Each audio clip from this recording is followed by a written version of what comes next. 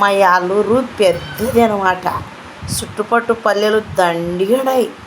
అక్కడ నా పెళ్ళి అయిన నుంచి మా ఆయన పనికి పోతాడు. పనికి పోతే అన్న అక్క బాగుంది అన్న, అక్క బాగుంది అన్న, చిన్నక్క అంటే ఎవరుంటే నువ్వు పొట్టిసీరాని బిడ్డ అంటన్నా, పొట్టిసీరాని చిన్న బిడ్డ మాకు తెలుసన్న గనిలేక పోతుంటే చుట్టుపట్టు పల్లెటూర్లలో అడుగుతారంట బాగుంది అమ్మా.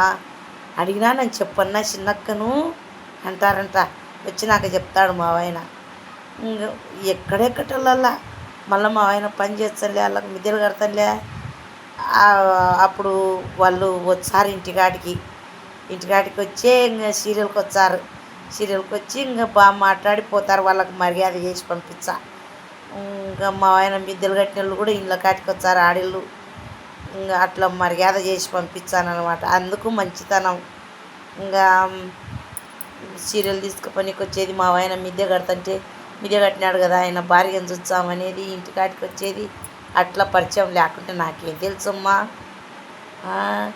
మాకు 100 మంది 200 మంది పనులు చేసేవాళ్ళు.